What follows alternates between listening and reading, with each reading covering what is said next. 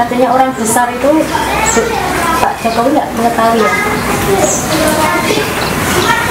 Bukan nggak mengetahui, saya sampaikan ada orang besar yang membackup. Tapi sekali lagi jangan ada yang merasa tertutup, apalagi sekelas Pak SBY. Beliau adalah negarawan yang baik. Tapi tidak ada sangkut paut dengan partai lain ya? Tidak ada sangkut dengan partai politik? Saya tidak pernah mengatakan itu.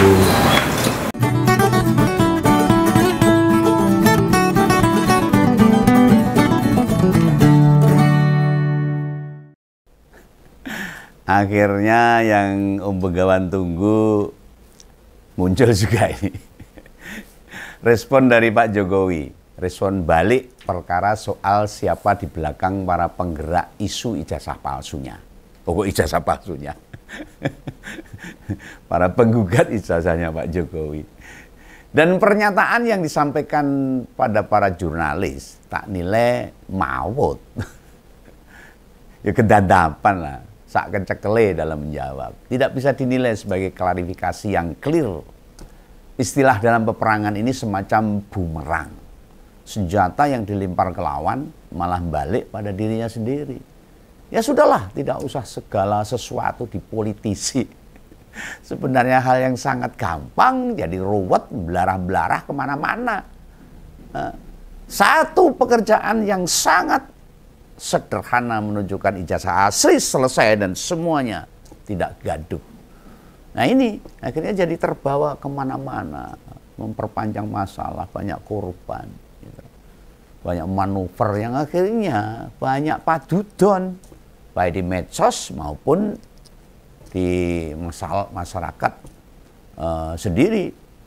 Kita ngerti banget kok, tudingan kalau yang berada di belakang para pengusung ijazah palsu itu memang buat memecah soliditas para pendukung pemerintah.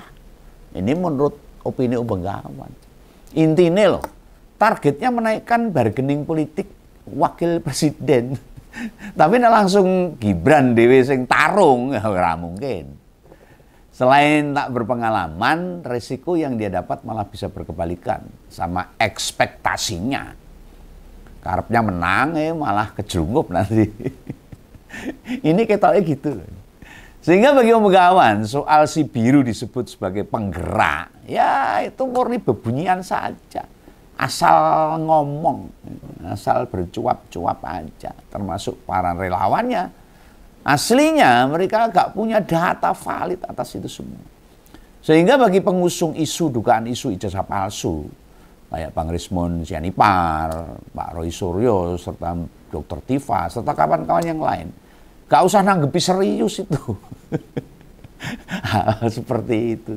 Wong mereka lagi ance-ance, dipakai alat saja, bubrahne peta politik. Soalnya ini memang sinyalemen, murni ododo. Kalau dalam pewayangan itu ada goro-goro. Gawean atau karangan belaka. Munculnya Semar Gareng Petro Bagong. Lalu ada kelucuan-kelucuan yang memang harusnya tidak perlu kita seriusi kayak gini.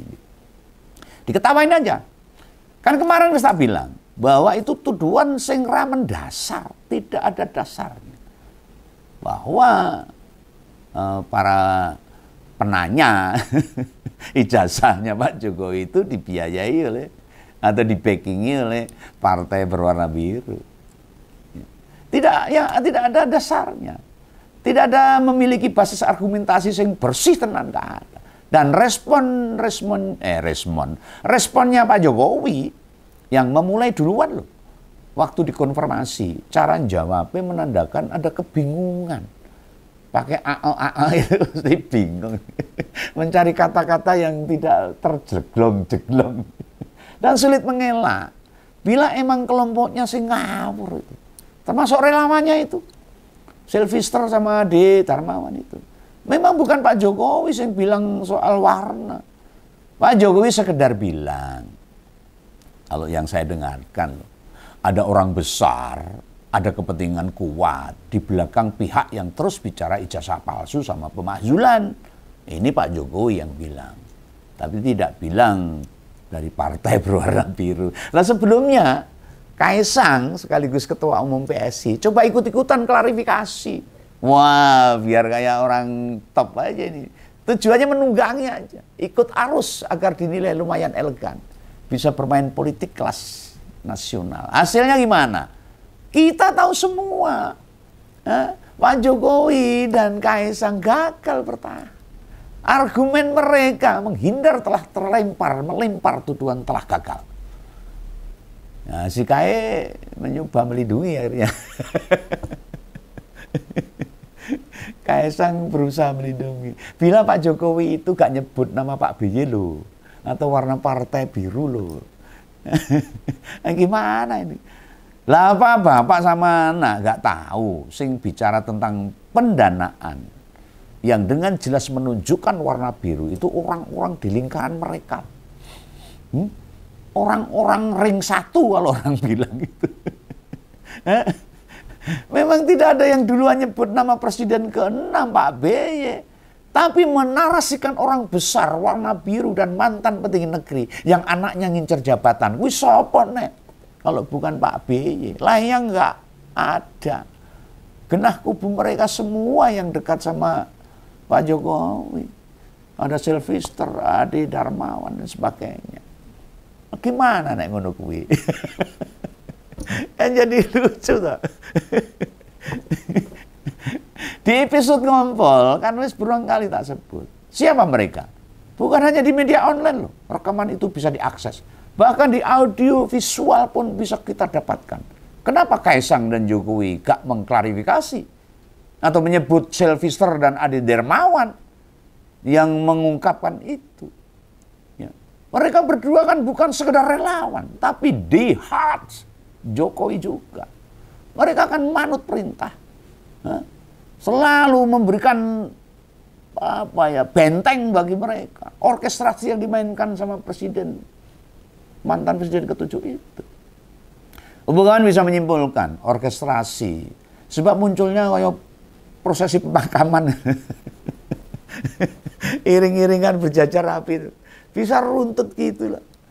Nah kita coba flashback atau merekonstruksi ulang kejadian itu. Kan awal mula Gibran nengok Pak BY yang lagi dirawat di RSPAD itu. Setelah itu Bung Sylvester bilang dalam talk show-nya di TV loh itu, dilihat seluruh Indonesia. Ada pihak yang mendanai dan orang-orang terus angkat isu ijazah palsu. Sylvester yang ngomong. Lalu tepat seminggu lalu, usai Jumatan sebelum masuk rumah, Pak Jokowi bilang juga, ada orang besar backingan si penggugat ijazah palsu. Terus malamnya ganti Bung Ade Darmawan dengan tanpa ragu-ragu memperlihatkan warna biru yang di belakang orang-orang itu.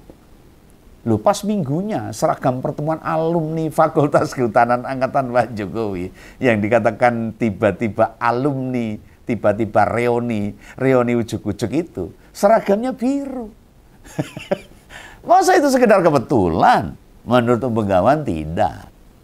Meski aktivitas tidak berkaitan, seragam biru itu jelas buat ngirim pesan atas narasi berbagai peristiwa sebelumnya. Ini kalkulasi Begawan aja, opini Begawan, pendapat Begawan, tidak menuduh. Ngono kuwi kebetulan saja.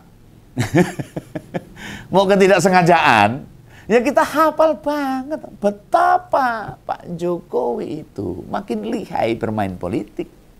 Makanya wingi begitu dimintai klarifikasi, responnya kayak wong kelelep. Tenggelam di air. Dilala kali ini jurnalis yang nanya, iso pas cara bertanyanya. Lihat saja gimana gerak tubuh Pak Jokowi yang selalu pakai hem putih lengan panjang itu. Jari jemari tangannya terus bergerak, tubuhnya tak tenang. Topangan kakinya kayak bambu belumbel bertip angin ngiwon dengan. Kalau kita melihat gerak tubuhnya, kita bisa melihat seperti apa gundah gulanya Pak Jokowi. Hati itu. Raut wajahnya tegang. Dan intonasi suara coba dijaga biar gak nampak grogi. Sangat hati-hati. Ada tekanan-tekanan dalam bicara. Itu sebagai ungkapan batinnya yang sangat berat. Bola mata hitamnya coba disembunyikan dari kelopak matanya yang tidak dilebarkan. Itu buat nutupi kebingungan. secara psikis. Gimana mengelak dari yang tak ditanyakan? Apa yang keluar dari Pak Jokowi? Pertama, Pak Jokowi langsung membantah. Dia nyebut warna. Enggak, saya enggak nyebut warna. Ya memang bukan dia yang ngomong tentang biru, kuning, merah, atau hijau. Dan di pertanyaan selanjutnya, si wartawan kok yo ngejar itu. Tentang siapa orang besar itu. Kan angel kuwi maksuline. Pitangone Jian itu menjebak dan memojokkan, bikin tidak bisa berkutik Pak Jokowi. Kan jelas banget nyebut orang besar. Tapi kemudian Pak Jokowi bilang, bukan tidak mengetahui, tapi saya sampaikan ada orang yang membackup loh. Tapi jangan ada yang merasa tertuduh, apalagi sekelas Pak BY. Beliau negarawan yang baik loh, kata Pak Jokowi. Bulet deh. Nah, susunan kalimatnya jelas bertentangan. Lawang genah-genah bilang sendiri ada orang besar. Kok orang kemudian gak boleh merasa dituduh? Piye karepe itu? Terus apa yang dimaksud orang besar itu? Apa seperti Superman atau Hulk atau King Kong? Itu dalam film itu. Nek Hulk kan warnanya hijau, bukan biru. Nah, kok Pak BY gak boleh merasa tertuduh? Lah Sylvester sama Ade Darmawan mengerucutkan pada sosok yang lebih jelas. Ya? Orang besar dari Partai Biru yang ingin menggantikan dengan anaknya. Siapa lagi? Ini kalau kita mau kalkulasi loh. Malah sama Sylvester ditegaskan. Bekas orang penting yang mau mengganti sama anaknya. Kan itu ditegaskan sama Sylvester. Bila yang dimaksud bukan Pak BY, terus apa? Siapa? Hah? Mbak Mega? Kan merah-merah partainya. Pak Surya Paloh, enggak mungkin. Enggak ada maksud anaknya menggantikan Gibran itu loh. Terus siapa? Biru dan orang besar itu. Hah? Siapa yang ngerti Mas Prananda Paloh? Kapasitas politiknya genah jauh bila dibandingkan sama Mas Ahaye yang sekarang jadi menteri koordinator. Kenapa sikap Pak Jokowi gak langsung nyebut kalau yang diomongkan Sylvester sama Ade Darmawan itu keliru? Harusnya langsung diklarifikasi. Biar gak ngombro-ngombro itu. Kayak pas Pak Jokowi dikatakan kader PSI itu. Wes layak nabi Pak Jokowi itu, sekelas nabi. Itu yang mengatakan kader PSI. Ngebantah ke situ. Saya lebih konkret yang semestinya dilakukan Jokowi. Panggil keduanya ke Sumber. Panggil tuh kedua relawannya. Ke rumah pribadinya. Tegur keduanya di depan wartawan. Tegaskan mereka melakukan kekeliruan. Dan bisa membuat gaduh negara ini. Itu baru sikap yang jelas. Nek itu dijalankan, baru tak acungi jempol. Serta perilaku Sylvester ini loh. Yang sudah divonis 1,5 tahun harus masuk penjara. Dan Bung Ade di luar koordinasi Pak Jokowi juga.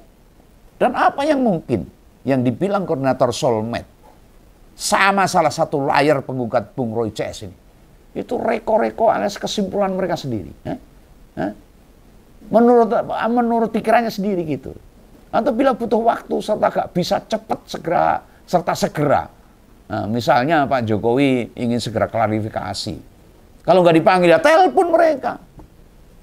Ini karepmu dewe apa ada yang merintah, kan begitu Pak Jokowi harusnya. Atau Gibran atau Kaisang sendiri. Ingatkan mereka agar tak gawe kesimpulan sendiri. Wanira. Lu jangan dianggap loh kami yang berada di lingkaran kekuasaan tidak melihat sebuah peristiwa itu. Itu tidak saling berhubungan dengan peristiwa lain. Loh. Dan buat Kaisang ngebela bapak itu hal yang wajar. Bisa tak pahami. Ning mbok ya diklarifikasi dulu itu dua orang itu. Cari tahu masalahnya di mana. Jangan tiba-tiba kebela. Jangan asal mengembela saja. Oh, Begawan ya yakin ini. Ketua PSI ini pasti jarang nonton TV. Baca berita. Atau melihat media sosial yang berhubungan politik. Tapi apa beneran dia nggak pernah dengar? Ada pernyataan Sylvester sama Ade Darmawan. Yang bikin kemudian Pak BY jadi tertuduh. Yang membuat Partai Demokrat meradang. Yang beginian. Sudah tanya ke Bapak. Jangan hanya manut perintah orang tua. Ini berkaitan sama perjalanan politikmu loh, Mas Kaisang. Yang jelas apa yang dilakukan Pak Jokowi 3 tahun terakhir, itu banyak dicermati rakyat. Banyak dinilai rakyat, banyak diteropong rakyat. Yang akhirnya muncul satu persatu. Apa negatif dari pekerjaan Pak Jokowi? Yang beberapa tahun sudah dikatakan sangat bagus. Sekarang muncul kan banyak korupsi. Ketika Pak Jokowi menjabat sebagai presiden, menteri-menterinya banyak yang tersangkut. Dan banyak kebongkar hal-hal yang sangat merugikan rakyat. Di saat bersamaan, Pak Jokowi kan juga terus mencoba mengangkat isu yang lain. Contoh, mengomentari soal kemungkinan dirinya bakal jadi ketua Dewan Pembina atau enggak di PSI. Kemudian juga berkomentar soal vonis Mas Hasto. Itu semacam pengalihan perhatian supaya rakyat tidak fokus pada tuduhan ke Demokrat. Wes genah hafal banget nih cara main politik. Jika motif dan gerakan politik yang dijalankan kewenangan atau diketahui oleh netizen, publik, ya, dia berupaya memunculkan isu baru. Ya memang biar perhatian publik segera beralih ke isu yang lain. Segala yang dia miliki termasuk relawan yang sekarang jumlahnya berapa, memang digerakkan buat pengalihan serta buat kepentingan menajamkan isu. Sudahlah, wes. Segala yang dulu dimiliki memang tidak kayak sebelumnya. Layaknya pepatah yang mesti kita pahami. Bunga tidak bisa mekar 2 kali. Setiap masa ada orangnya dan setiap orang ada masanya. Artinya dalam perjalanan hidup, tidak semua hal yang kita inginkan selalu bisa sesuai dengan mau kita. Ini tak sarankan aja kepada Pak Jokowi. Untuk fokus saja pada apa yang bisa dikerjakan sama anak-anaknya yang ada di kancah politik ini. Apa yang bisa dioptimalkan Gibran dengan jabatan wapresnya, juga Kaisang sebagai ketua PSI, itu aja. Gak usah kemana-mana. Masa depan politik mereka masih panjang. Kalau coba dicampur dengan kekuasaan yang dulu pernah dipegang Pak Jokowi, itu ya tidak bisa.